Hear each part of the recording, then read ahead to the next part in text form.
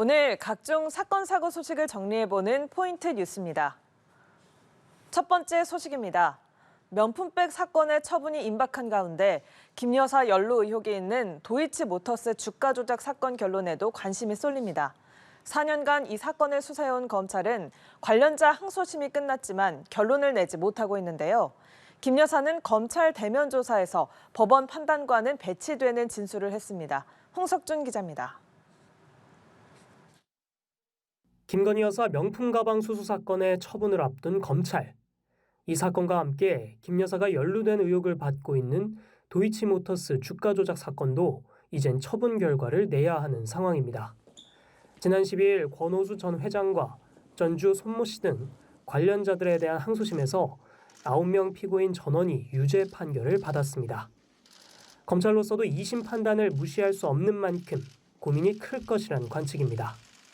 앞서 검찰은 지난 7월 김 여사 대면 조사에서 도이치모터스 주가 조작 의혹에 대해서도 물었는데 김 여사는 2010년 5월 이후 직접 주식 매매를 결정했다는 취지의 진술을 한 것으로 알려졌습니다.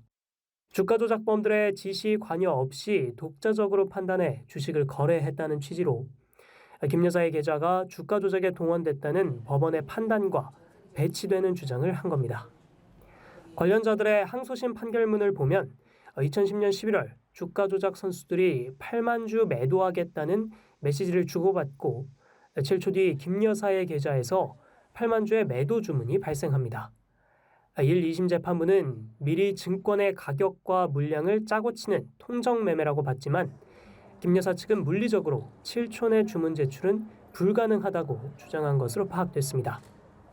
2심에서 전주 손모 씨가 방조 혐의로 유죄를 선고받으면서 김 여사에게 같은 혐의가 적용될지도 관심입니다. 다만 김 여사는 손 씨와 매매 형태 등이 다르고 법원이 손 씨를 주가 조작 공범으로 보지 않아 혐의 적용이 어려울 것이라는 지적도 존재합니다. 검찰이 총장의 수사지휘권이 박탈된 도이치 사건에 어떤 처분을 또 언제쯤 그 결과물로 내놓을지 주목됩니다. 연합뉴스TV 홍석준입니다. 다음 소식입니다. 상습적으로 임금 체불을 일삼는 사업주에 대한 처벌을 강화하는 임금체불방지법이 국회 관문을 통과했습니다. 올해 임금체불액이 역대 최대치를 기록할 거란 전망이 나오는 가운데 법 시행으로 상습 악덕 사업주가 사라질지 주목됩니다. 이화영 기자입니다. 임금체불 혐의로 사업주가 재판받는 상황에도 대유 위니아그룹 노동자들의 고통은 이어지고 있습니다. 급여 생활자는 한두 달만 급여가 체불되어도 생활이 불가능합니다. 급여 생활자인 저희 재직자와 퇴직자는 2022년 7월부터 현재까지 무려 2년 동안 임금체불로 고통받고 있습니다.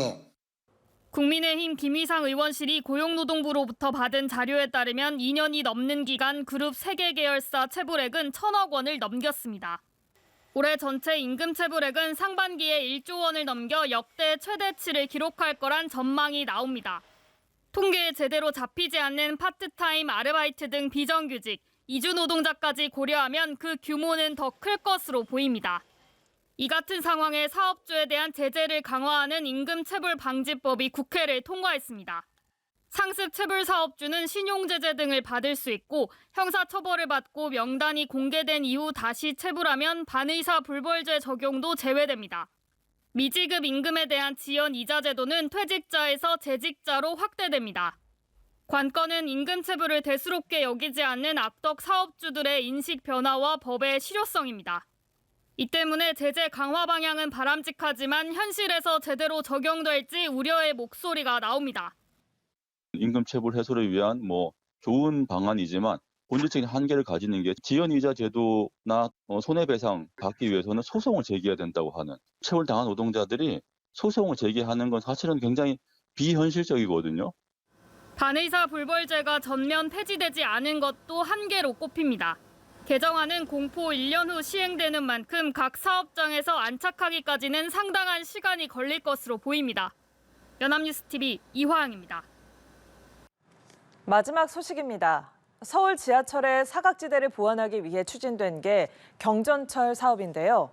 그런데 일부 노선들은 10년 넘게 첫 삽도 뜨지 못하고 있습니다. 어떤 이유 때문인지 성승환 기자가 취재했습니다. 현재 서울시가 추진 중인 경전철 노선 9개 중 사업 진행 속도가 가장 느린 건 두 곳입니다. 먼저 서부선은 은평구 세전역에서 관악구 서울대 입구역까지 16.2km 구간을 연결하는 도시철도입니다. 지난 2000년 계획이 발표된 이후 노선 조정, 민자 적격성 조사 등을 거치며 지난해 착공 계획이었습니다.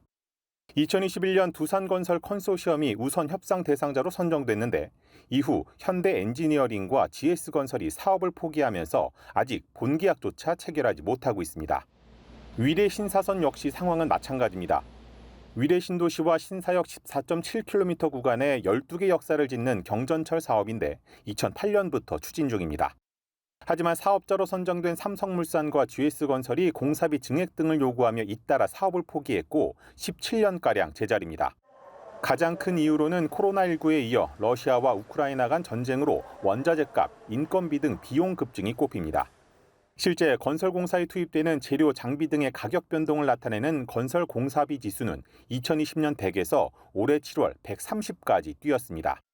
그러다 보니 서울시가 지난달 위례 신사선 사업비를 2,800억 원 늘리고 새 사업자 찾기에 나섰지만 신청서를 낸 곳은 없었습니다. 물가 인상은 소비자 물가 지수를 인정해 주거든요. 건설 공사비 지수가 한 20-30% 올랐는데 소비자 물가 지수는 한 10%? 그 갭이 큰 거죠. 오세훈 서울시장은 위례 신사선 유찰 책임이 기재부에 있다고 비판했습니다. 오 시장은 SNS에 올린 글에서 유찰의 핵심 원인은 기획재정부가 총 사업비를 정하면서 현장 목소리를 도외시한 것이라고 비판했습니다. 그러면서 중앙정부와 협의 과정에서 시민 불편을 초래할 수 있는 내용은 투명하게 공개하겠다고 강조했습니다. 다만 사업비를 증액해 경전철을 건설하더라도 현재 운행 중인 2개 노선과 달리 막대한 운영 적자를 해소해야 하는 숙제도 있습니다. 연합뉴스TV 성수환입니다.